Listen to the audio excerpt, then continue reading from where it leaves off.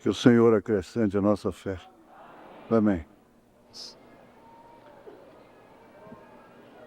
Porque eu já estou sendo oferecido por aspersão de sacrifício, e o tempo da minha partida está próximo. É o verso 6, né? Da segunda carta, Timóteo, capítulo 4. Desculpem. Paulo disse: porque eu já estou sendo oferecido por aspersão de sacrifício, e o tempo da minha partida está próximo. Combati o bom combate, acabei a carreira e guardei a fé. Desde agora a coroa da justiça me está guardada, a qual o Senhor justo juiz me dará naquele dia, e não somente a mim, mas também a todos os que amarem a sua vinda. Te pedimos mais uma vez, Senhor, que o Senhor nos perdoe os pecados, os quais são como mares, multidões, são incontáveis. E nós não temos outro lugar para ir, senão para o pé da cruz, crendo nesse sacrifício, crendo no sangue vertido lá no Calvário, crendo na graça do Senhor Jesus, que nos salva, e nesse sangue que nos mantém limpos, não em relação aos homens, mas em relação a Deus, ao Senhor. Te pedimos pelos nossos inimigos, pelos que nos maldizem, pedimos pelos nossos amigos, pelos que nos bendizem, pedimos ao Senhor que essa reunião possa ser mais uma vitória, e que esse quadro tão bonito dessas pessoas se batizando, retornando, possa servir para outros também. No caso dessa menina, possa servir de testemunho, de mensagem, de advertência. O Senhor encoraja a fé, sustenta no amor de Jesus. Te pedimos isto em nome do Senhor Jesus Cristo. Amém. Ao sentar-se. Existe uma conduta e uma ordem que é legal dentro da igreja, isso não depende da pessoa sentir. Nos cultos, nós não conversamos dentro do santuário, nem as irmãs de idade que chegam primeiro têm o direito de conversar aqui dentro do santuário.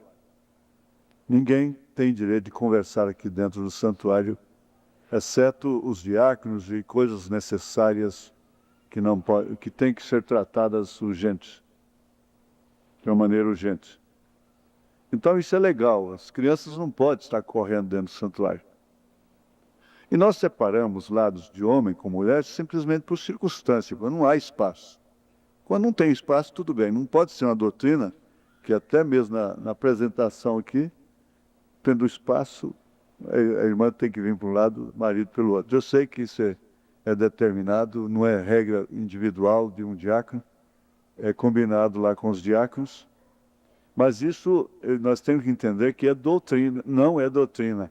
Isso é uma circunstância, essa separação. Se houvesse lugares suficientes, bom é que cada família sentasse num banco, tivesse um banco para cada família, sentar juntos.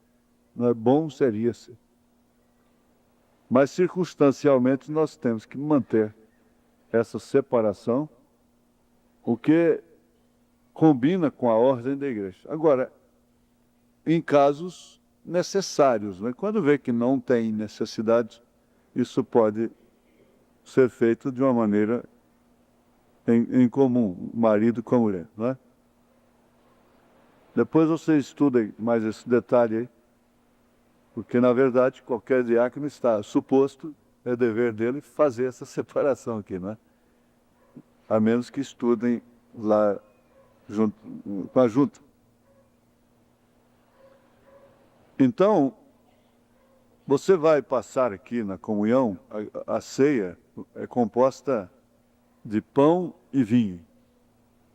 É o melhor que nós podemos conseguir.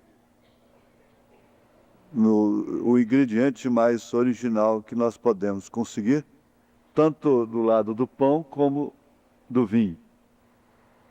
Isso para simbolizar o sangue de Jesus Cristo, ou o corpo de Jesus Cristo, no caso, que é o pão, e o sangue de Jesus Cristo, o vinho. Mas não existe aqui essa doutrina católica que é a transubstanciação. Não existe isso. Vocês, os novos batizados, têm que tomar da ceia de uma forma consciente. O pão continua sendo pão. O vinho continua sendo vinho. Como você continua sendo a mesma pessoa. Os seus sentimentos, as paixões e seus sentidos normais. Só que esse pão, esse vinho, logo após a sua dedicação, passa a ser símbolo do corpo e do sangue de Jesus Cristo, respectivamente falando, pão e vinho. Então, é uma coisa que se deve tomar não com uma reverência supersticiosa, mas com uma solenidade cristã, com respeito. Porque, na verdade, isso é um testemunho especial que você está dando para você mesmo e que você está no corpo de Jesus Cristo e, consequentemente, protegido pelo sangue dele, junto a Deus. Deve-se comer um pedacinho de pão apenas, não tem que pegar um punhado. Se cair acidentalmente, não precisa abaixar para pegar. Deixe, depois os diáconos pegam e aquilo será queimado com o restante do pão de acordo com as Escrituras. Ninguém vai deixar pão cair por desrespeito. Tome apenas um pedacinho. Se deixou aquele cair, pegue o outro. O vinho também é para ser tomado, não tem que virar uma copada na boca. E nem tampouco só encostar os lábios no copo. Não deve, eu sou muito objetivo, no caso, se fosse para mim tomar da ceia com escrúpulo, eu não tomaria. É preferível não tomar. Eu acho que isso é uma das maiores indignidades que existe. É tomar da ceia com escrúpulo. O escrúpulo deveria ser, de uma forma mais popular, nojo. E cuidado. Na ceia tem cura divina, cura, não doença. Muito especialmente dependendo do espírito em que você está participando daquilo. Faça você mesmo a sua própria comunhão. Às vezes as pessoas podem ficar completamente desligadas. Outras há que vêm compenetradas, até chorando. É uma hora que a gente está memorizando a morte de Jesus. É assim, o pastor não pode cumprimentar crianças só. Está cumprimentando irmãos na fila da ceia. O que seria muito bom, mas não é uma hora de confraternização assim, social. Ela é espiritual. Às vezes as criancinhas, principalmente, né, gostam de dar uma atenção especial, mas não é hora para isso. As mães, os pais devem ensinar em casa. Agora, depois da ceia, não se conversa. Os irmãos, mesmo oficiais que fazem isto, estão transgredindo. Estão contrariando uma ordem do irmão Branham. Por isso você não tem que ser educado com ninguém depois da ceia e ceder conversas, companheirismo. Fale apenas o necessário e vá para casa. Apenas o necessário, não faça companheirismo. O lava-pés simultâneo é também circunstancial, por questão de espaço. Certo mesmo seria tomar do pão e do vinho, voltar todo mundo para cá, o santuário, depois, então, ter-se o lava-pés. Circunstancialmente, nós criamos o lava-pés simultâneo, precedido, inclusive, por aqueles que precisam de ir embora, de irmãos que são guardas e que já conversaram com os diáconos e têm suas necessidades, irmãos que moram no interior, que ainda têm que viajar, qualquer coisa assim. Os diáconos sabem dos casos especiais de irmãos que passam primeiro. Logo em seguida, são as irmãs. E se lavou os pés, é porque vai embora. É porque vai embora para casa, tem condição de ir embora. Se você vai esperar seu marido, então toma o pão e o vinho, volta para o santuário e depois lava os pés. Para não congestionar ali. Há um congestionamento, às vezes, sem necessidade. Será que todas as irmãs que estão congestionando o corredor para lavar os pés estão indo embora? Talvez é um pouco falta da gente esclarecer. Não, se você não vai embora, toma o pão e o vinho e volta para o santuário. Aí depois, enquanto seu marido lava os pés, você também vai lá e lava os pés. E aí já está mais descongestionado. Sabendo todos que não somente no dia de ceia, mas em todos os cultos, quando qualquer coisa está sendo praticada aqui no santuário, fita rodando, programa do rádio e tudo, não quer dizer que nesses corredores, ali naquele átrio, as pessoas podem ficar conversando. Há irmãs que se assentam ali por circunstâncias, e há outras que chegam e ficam conversando, e às vezes a irmã não quer conversar, ela quer ouvir. Então, o profeta diz, você faz companheirismo em casa, ou então lá fora. Não é? Ora, o horário do programa nós encontramos que é um culto doméstico que nós temos e que muitos não têm tempo de ficar em casa para ouvir e que vêm para aqui para ouvir. Essa fome de companheirismo. A hora que está rodando a fita do profeta, ela não está sendo rodada casualmente. Isso traz, ouvir a voz do irmão Branham traz uma bênção especial. Se o mundo tivesse um líder, o mundo denominacional, pentecostal, tivesse um líder como esse, eles receberiam bênçãos tremendas através da voz dele. Agora nós vamos virando homem do mar, acostumados, porque a fartura é muita, não é? Então todas essas dependências, berçário é santuário, o átrio é santuário, não é? Os corredores é o santuário. Isso é uma conscientização que todos precisam ter, para assim saberem se conduzir, fazerem a sua ordem e sua conduta na casa de Deus. Agora, os rapazes, eu tenho saído, quando saio ainda, está queimando o pão aqui, tem irmãos que têm vida, às vezes jovens, que têm participação direta na igreja, conversando, fazendo companheirismo na porta da igreja, enquanto seus pais trabalham, filhos de diáconos e coisas. Isso não é para ser feito. E os diáconos têm direito aqui nas dependências da igreja de chamarem a atenção. Não somente direito, como também dever.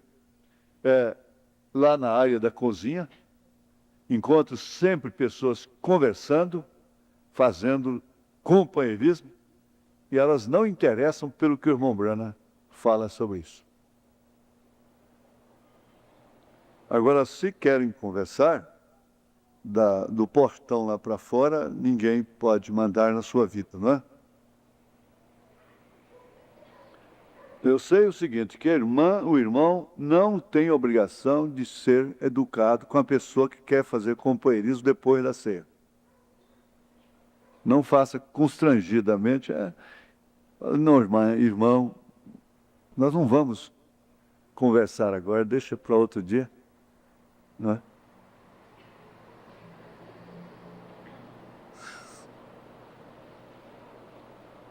A mensagem, o testemunho de uma verdadeira testemunha.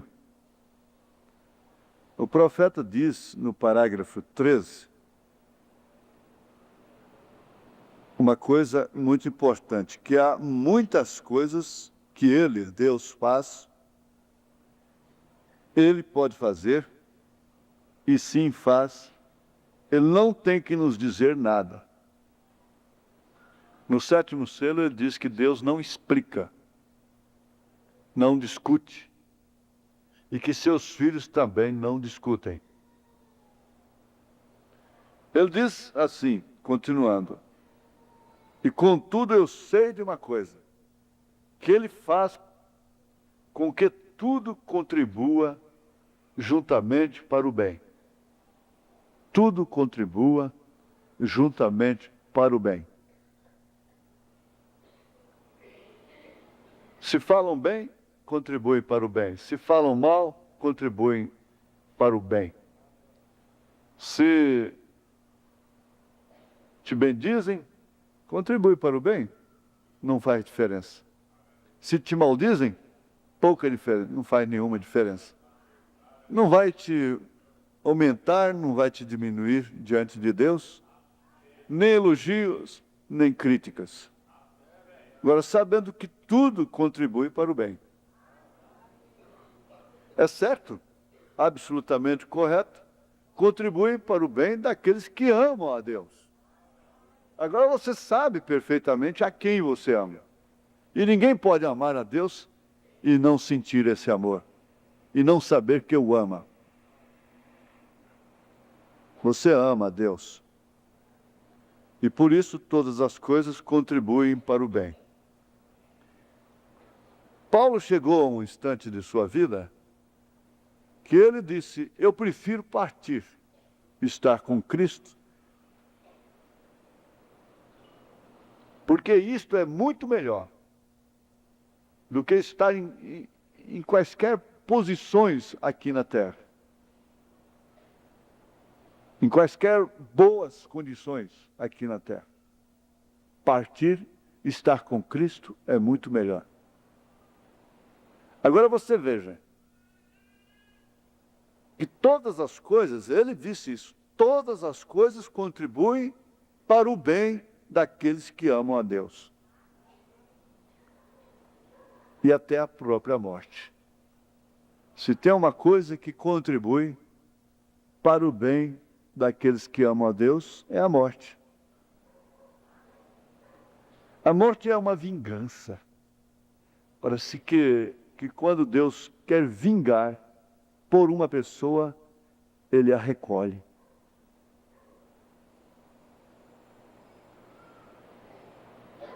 E Paulo disse aqui, nesse texto, como eu dizia ontem, as pessoas, os irmãos, as irmãs, precisam ter escrituras. Nós temos tanta inteligência acumulada, não é? E às vezes não sabemos uma escritura. Não sabemos a ordem dos capítulos dos evangelhos, das cartas. O primeiro capítulo de São Mateus e trata disso, daquilo, e vai assim. Segundo, Jesus fez isso. Terceiro, Jesus fez aquilo. O quarto, Jesus fez isso. O quinto. E vem assim até o último. E vai assim os evangelhos. Nas cartas de São Paulo. Então as pessoas precisam ficar familiarizadas com as Escrituras. Eu me lembro, porque ainda sou do tempo que se reunia para citar as Escrituras de cor. Citar salmos, versículos. O que pouco faz Então daí os assuntos que não nos convêm. Daí então ouvirmos coisas que não traduzem nenhum bem para nós. Mas eu alcancei esse tempo em que os irmãos se reuniam para citar as Escrituras. E eu me lembro perfeitamente que minha avó morreu citando isso aqui. Entrecortadamente, como eles diziam, fazendo termo para a morte. Fôlego já sendo cortado. Palavra por palavra, frase por frase, com espaços, dizendo: quanto a mim, já estou sendo oferecida. Citando essas escrituras de cor, que o tempo da minha partida se aproxima. Pelejei uma boa peleja, acabei a carreira, guardei a fé. Desde já está preparada uma coroa que o seu justo juiz dará a mim, não somente a mim, mas a todos quantos amam a sua ajuda. E aí, fechar os olhos.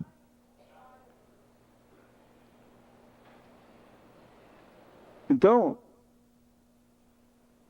hoje parece que foi um dia de memória até. A morte para ela foi a melhor coisa que pôde acontecer. A morte de minha mãe foi a melhor coisa que pôde acontecer.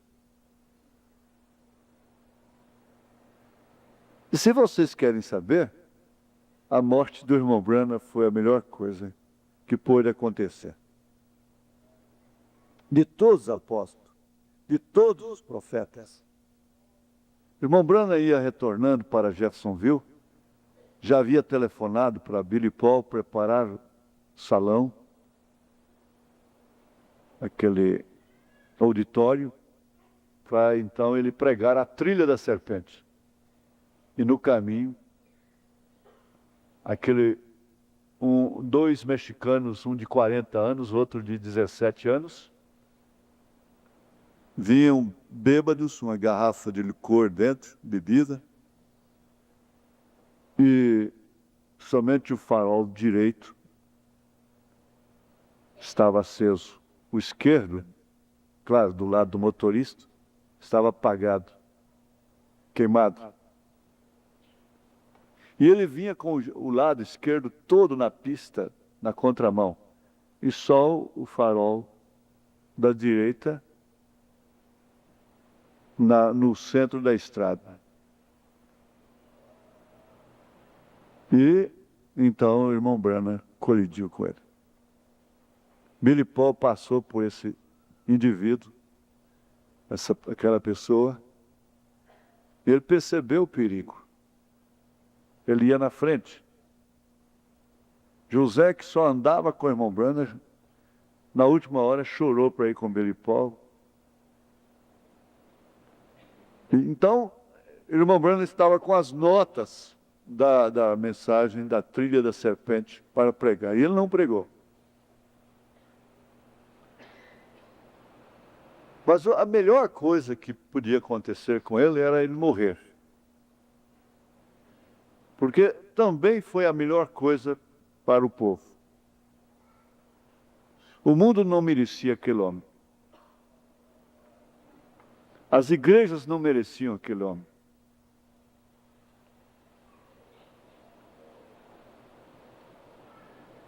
E chega o instante em que a melhor coisa que pode acontecer é Deus recolher aquela mãe, aquele pai, aquele homem.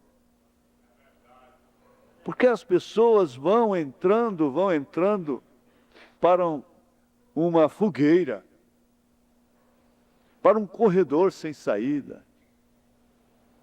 E justamente aqueles que mais amam são os que mais cobram, são os que mais ferem, são os que mais oprimem.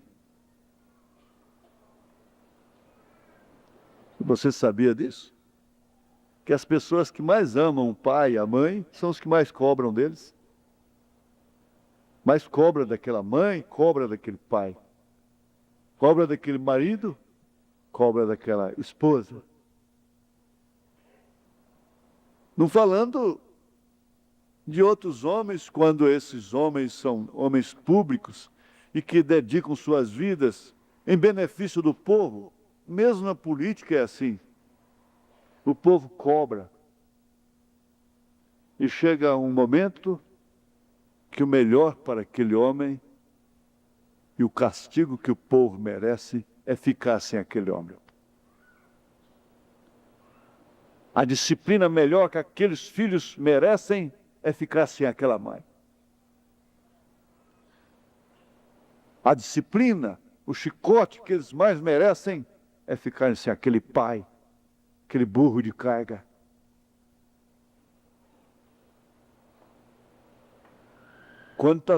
Quantas mulheres recebem esse justo castigo na hora certa?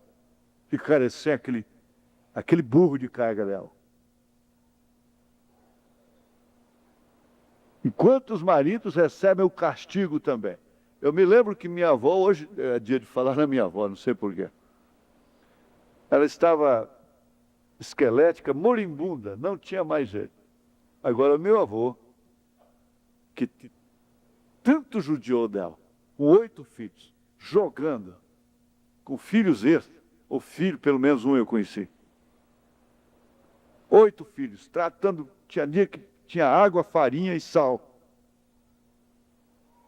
Com todo respeito à sua memória. Ela nunca o abandonou. E quando ela estava lá, moribunda, eu vi meu avô molhar a barba com lágrimas, pingar os cabelos da barba branca, pingar lágrimas no chão. Ficamos sem sua avó. Ana vai embora.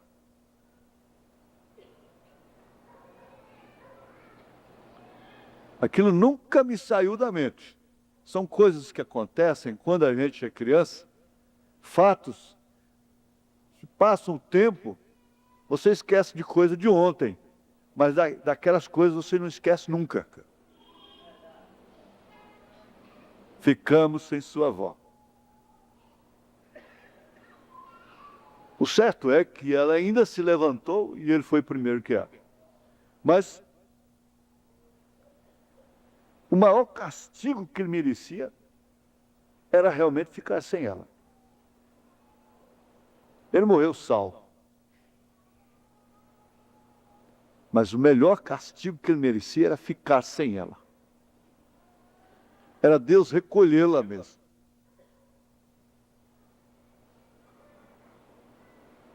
Agora, por outro lado, tem essa família que não merece esse castigo. Tem um povo que não merece ficar sem o seu líder. A igreja de Paulo não merecia ficar sem ele. Eles choraram amargamente. Isso que foi aqui em Atos 20, não é? Atos dos Apóstolos, capítulo 20.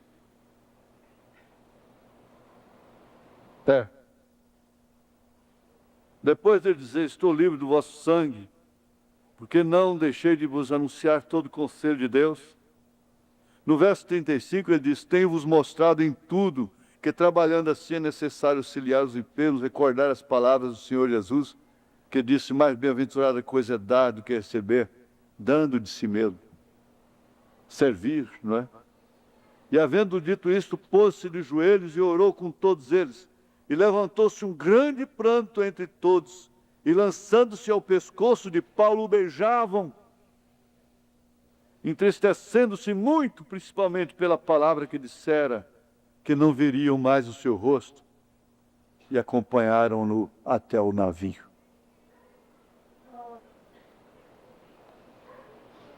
Ele deixar aquela igreja significava o quê? Castigo para ela? Não. Tortura, sofrimento, falta demais.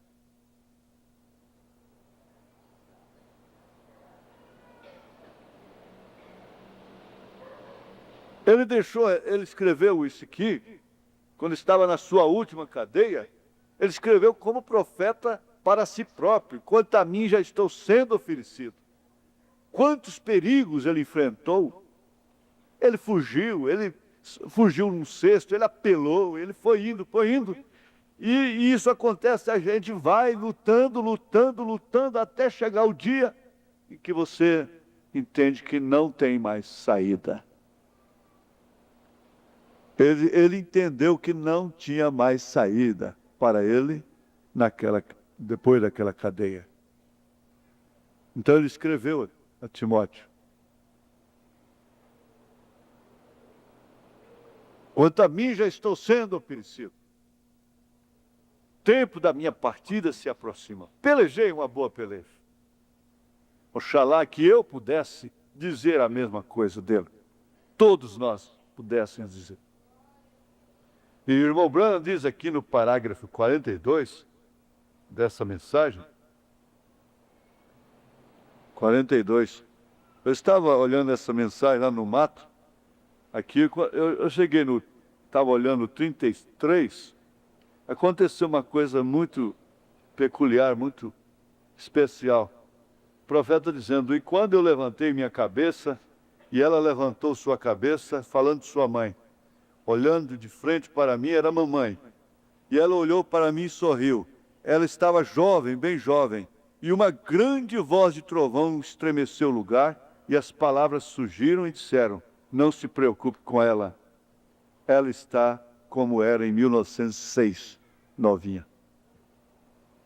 Então, quando eu li aqui, ela estava jovem, bem jovem, e uma grande voz de trovão estremeceu o lugar, rimbombou um trovão bem em cima do lugar que estava. Um trovão isolado.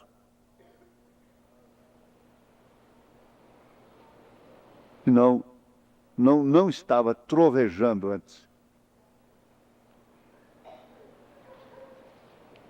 Pessoas assistiram isso.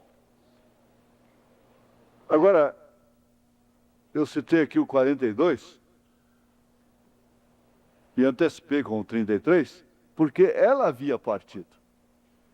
Ele lutou para ela não morrer, sendo que a melhor coisa que estava acontecendo para ela depois, ele a veria jovem como em 1906.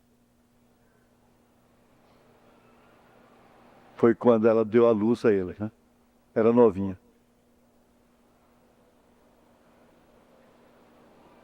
Foi a melhor coisa, foi a partida dela. E ele foi consolado dessa forma. Aqui no 42 ele disse: sendo assim, amigos, o evangelho pelo qual tenho permanecido, tenho pregado, eu o tenho observado quando desce até as horas da morte. Eu o vi sobre minha mãe, eu o vi sobre minha esposa, eu o vi sobre meus irmãos. Eu sei o que significa quando você chega no final da estrada.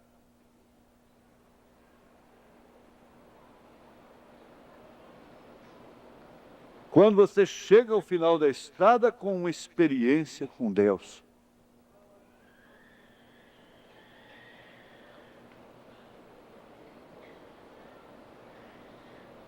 Nós estamos chegando ao final da estrada. Nós estamos no fim. Agora, na entrada aqui, uma irmã me disse: olha, eu vou partir, o senhor tem que estar no meu culto. Ela não sabe se ela vai partir primeiro do que eu primeiro eu vi. Ela que tem que estar dizendo amém aí no meu culto, né? Amém, né? Glória a Deus. Eu sei o que significa quando você chega no final da estrada com uma experiência com Deus. Ele estava chegando no final da estrada. E ele tinha conhecimento daquilo. Quando Billy Paul dizia para o irmão Branham: papai, fala a palavra. Ele sabia, Billy Paul tinha visto isso demais. Se o irmão Branham falasse a palavra, aquele carro consertava na mesma hora. Seria consertado, ficaria perfeito na mesma hora. Mas ele olhou para Billy Paul assim, e aquele olhar disse para Billy Paul, não, desta vez, não, Billy. Você não vai ver isso, Billy. Eu cheguei ao final da estrada. Eu estou sendo oferecido.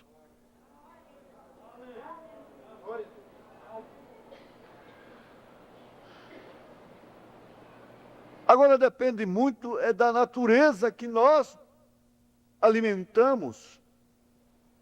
Porque, sem dúvida alguma, como seres humanos, ou como ser humano, o homem tem duas naturezas. Ele tem a natureza humana, ele tem a natureza espiritual. Ele tem o cão branco e o cão negro, que luta dentro de si.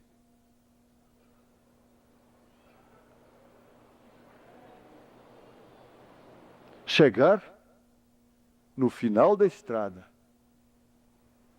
vencedor com a natureza espiritual vencendo. É muito importante. Conforme nós acabamos de ouvir, irmão, por favor, reproduza aí para nós, por favor. Old hog and wash him up and scrub him up and manicure his toenails and give it lipstick and put it on all the nylons you want to. Turn it loose and it'll go right to a waller and waller. Você pega um porco velho, lava e o esfrega e faz suas unhas, e lhe passa batom e veste com todas as meias de nylon que você quiser e o solta, ele irá diretamente esponjar seu lamaçal. The scrubbing don't do no good. It's still got the nature of a hog. Então, não adiantou nada esfregar, ele continua tendo a natureza de porco. And then you take a lamb and put him in a muddle, he'll squeal till you get him out. Então você pega um cordeiro e coloca em um buraco de lama e ele grita até você tirá-lo dali. Why? He's the nature of the lamb. Now the only way to keep Por quê? Sua natureza é de cordeiro. the mud is change his nature. That's right. Agora, a única maneira de manter o porco fora da lama é mudar sua natureza, isto é certo. Way to make a Christian. Let Esta é a única maneira de se fazer um cristão. it be changed from a sinner to a saint. Deixar sua natureza ser mudada de pecador a santo. And there's only one remedy. That's the Holy Spirit. Estão vendo? E só há um único remédio, o Espírito Santo. With me. Amen. Então você é uma testemunha. Aqui no parágrafo 46 da mensagem, testemunho de uma verdadeira testemunha, nós vamos objetivar mais a comunhão. Eu há pouco pensei em algo sobre comunhão. Havia uma certa pessoa, o outro dia, que foi a uma igreja e teve que chamar um táxi para vir apanhá-lo e levá-lo até a igreja. Ele é um homem verdadeiramente pobre. E ele foi e tomou a comunhão. E seu vizinho é, de certo modo, um desses sujeitos teimosos, que não conhece a Deus. Ele perguntou ao seu vizinho e disse: "Aonde você foi esta manhã naquele táxi?" Aquele homem, aquele irmão estava dirigido já pela natureza espiritual.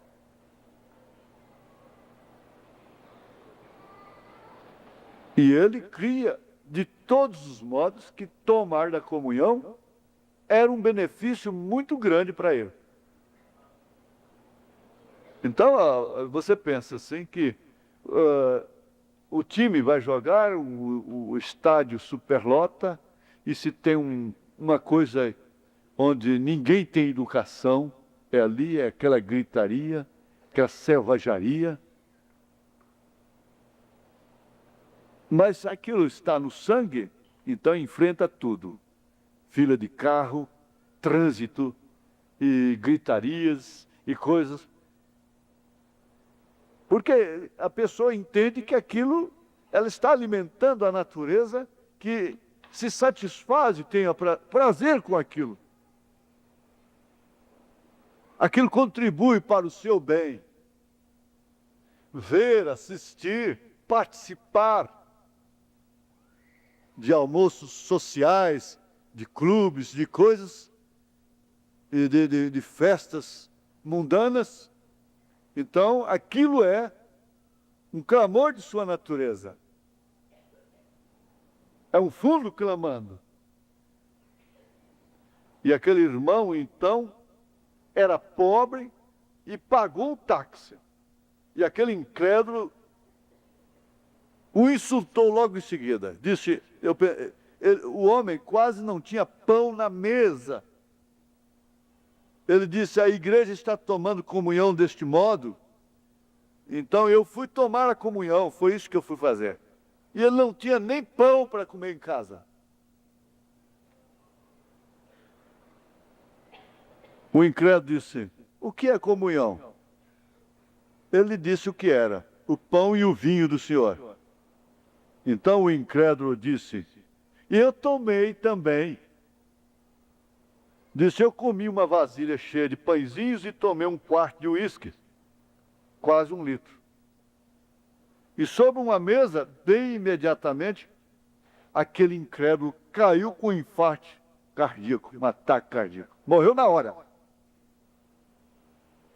Chegou ao final da sua carreira de incredulidade, alimentando a sua natureza pecaminosa, cética, incrédula.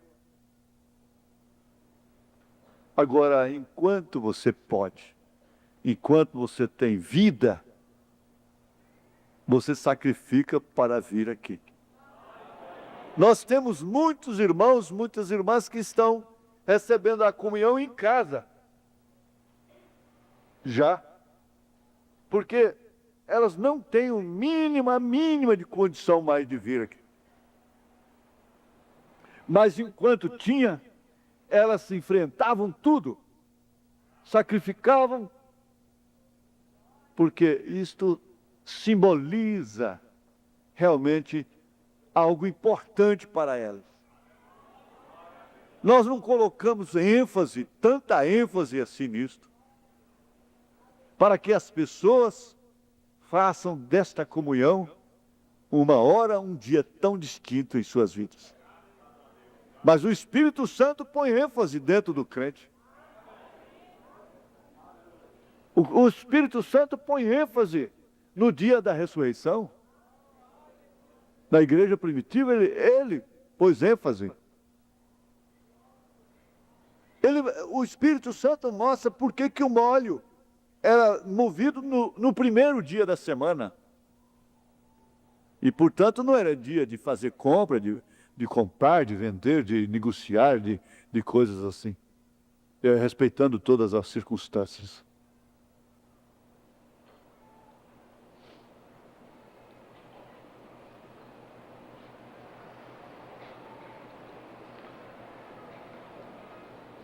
Agora aqui no 240, o irmão Branham faz uma pergunta pelas pessoas.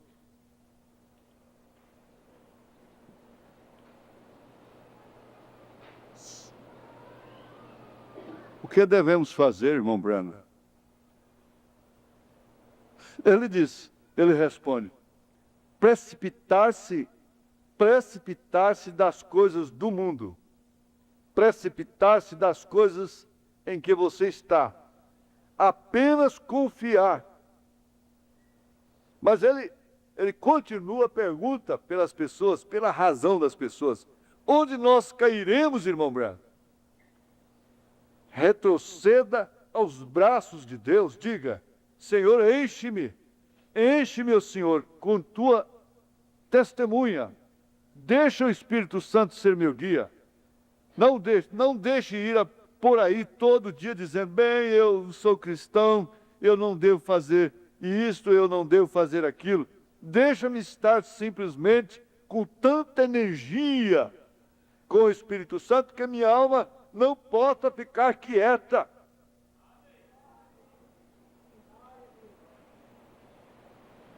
Que eu tenha a energia que o mundo tem para pular o carnaval, para ir ao estádio, para ir ao clube, que eu tenha essa mesma energia para glorificar o teu nome. Agora você tem posto ênfase nisto, e você tem valorizado essa posição que você tem nesse corpo. Você disse, eu tenho medo de fanatismo. Nunca se preocupe. Se você cair nos braços de Deus, não haverá nem um pouquinho de fanatismo. Você pode ser alegre, feliz com Jesus.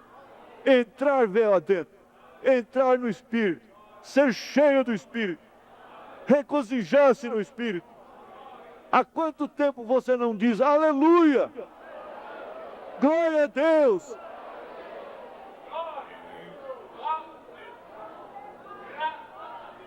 Você sabe que as mulheres, as pessoas histéricas no natural, lá no mundo, se elas se convertem, elas são sensíveis para com Deus. Elas são pessoas sensíveis, são de sentimentos sensíveis. E a palavra a sensibiliza.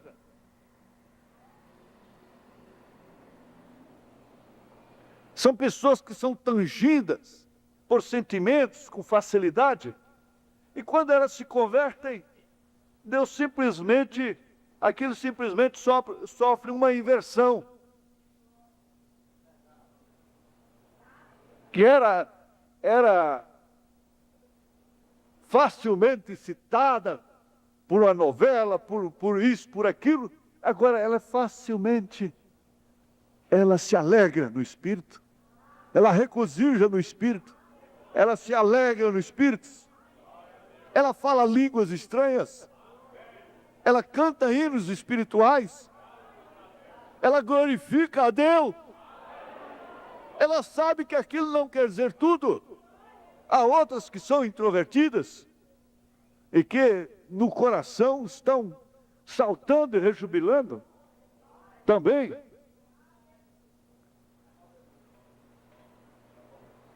Mas há tanta energia do Espírito Santo. E a gente fica com medo de ficar fanático.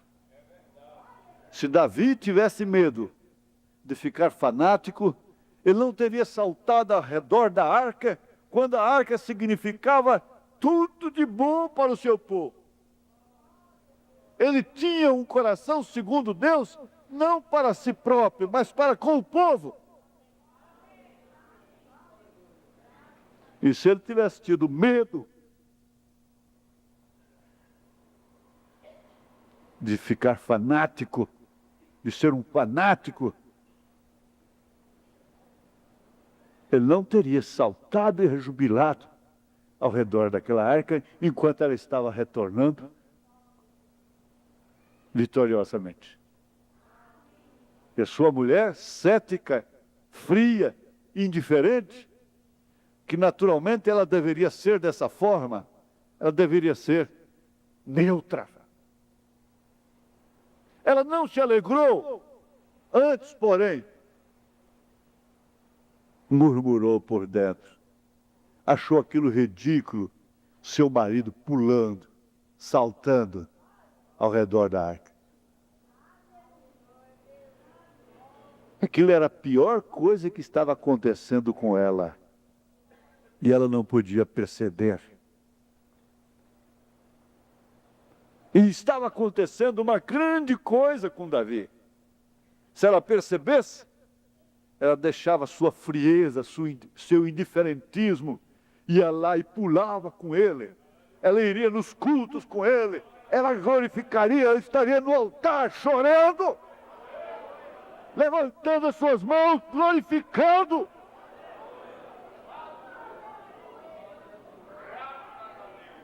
A igreja facilmente vira uma igreja fria e formal, diz o profeta.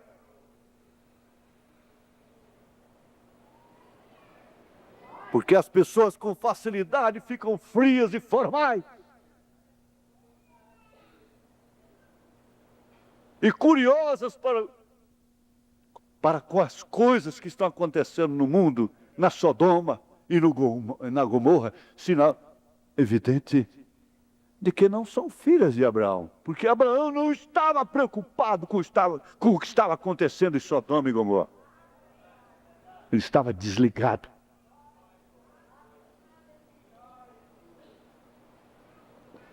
E você sabe de uma coisa? O profeta diz aqui que nós não somos filhos de Ló. Os filhos de Ló testificavam do que Deus fez com Sodoma. Os filhos de Abraão testificam do que Deus fez com Abraão. Fora de Sodoma. Eles testificam da promessa. Eles testificam,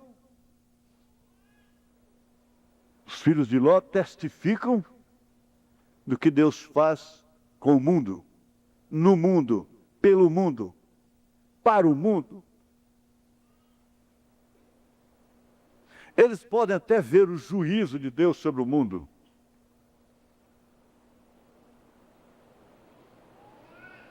Mas os filhos de Abraão testificam, se exultam com aquilo que Deus fez com Abraão, a promessa, cumprimento da promessa.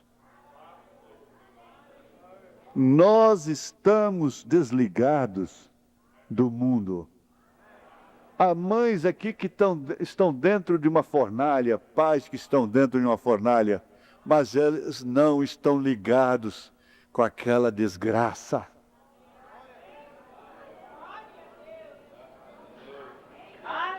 Eles gemem.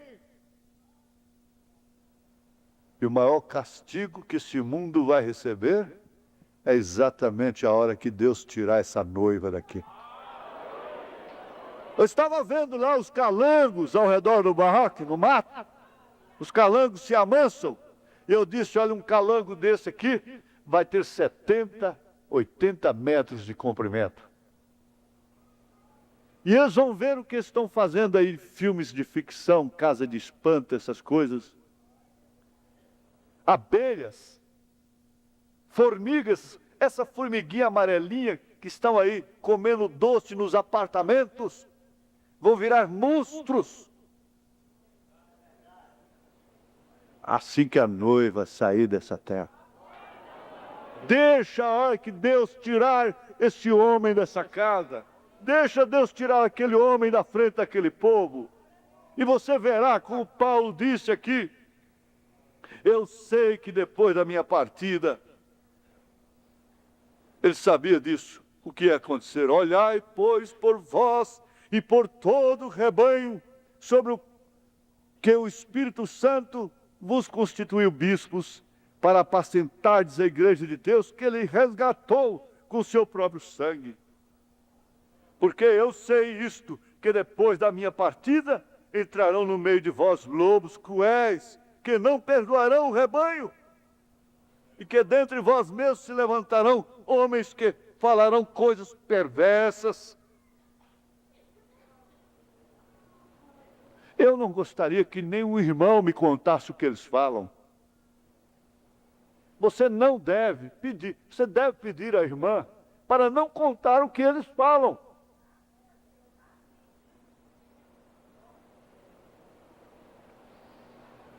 E que dentre vós mesmos se levantarão homens que falarão coisas perversas. Enquanto aquele homem está ali, eles não têm coragem de vir falar para ele. Eles ficam rosnando por fora, como a hiena.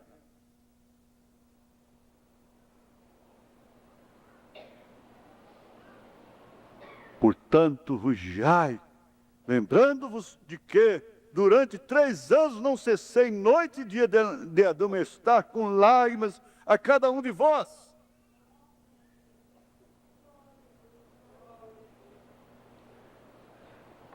Deixa Deus tirar aquela mãe dali. Deixa Deus tirar aquele pai, aquele marido.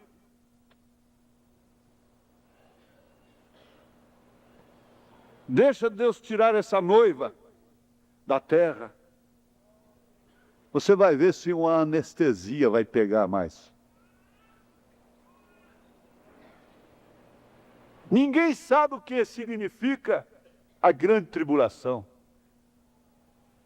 O país, as nações que nunca sofreram uma guerra, não sabem o que é uma guerra. Vê uma notícia, às vezes se arrepia na televisão, no jornal, das bombas caindo, os tiros e crianças e mulheres velhas e passando necessidade, aquela coisa terrível, e ninguém respeita o direito de ninguém, ninguém tem casa e ninguém tem nada. Não sabem o que significa uma guerra. Deixa vir uma guerra aí para você ver esse calundu de mulherzinha nervosa e cheia de coisinha acabar tudo. Não vai resolver nada. Deixa vir uma inundação. Deixa vir. Agora pense, isso é apenas uma dor de dente, diz o profeta, em relação àquilo que vai acontecer na grande tribulação. Agora, você saber, ter certeza, a melhor coisa que se pode acontecer com um cristão é ele partir antes dessa desgraça cair sobre a terra. E Deus fará isso de uma forma coletiva. Ele tirará o seu povo, sua noiva. Maldizem-na, critiquem-na, cospem nela, pisem nela, amaldiçoem-na. Mas logo ele dirá: venha cá, venha cá, venha cá. Deixa esse mundo aí, agora eu quero tratar com ele de uma forma diferente. E eu não posso tratar com ele dessa forma enquanto você estiver aí. Venha cá. Por isso, a igreja noiva está fazendo essa oração.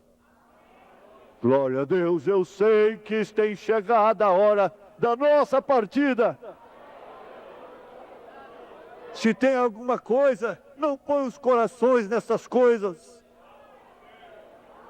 Usem delas olhando para cima.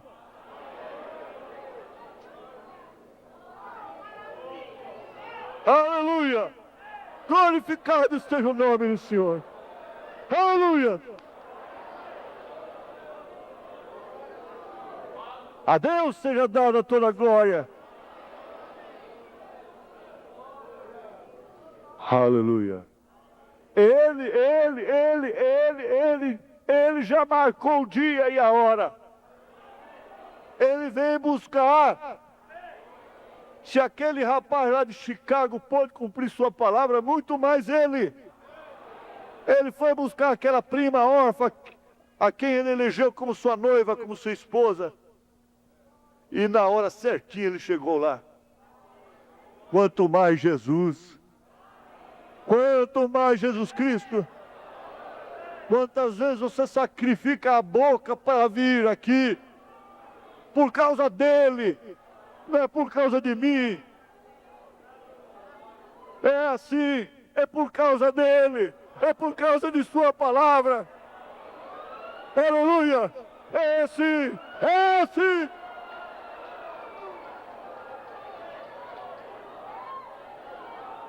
É por causa de sua palavra.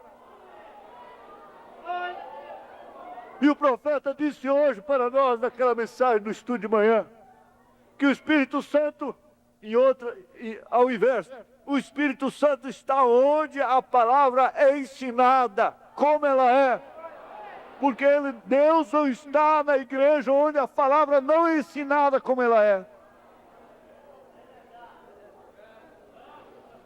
Nós temos que parar. Vai ficando bom assim, mas é comunhão, não é ceia e a reunião é prolongada. Vamos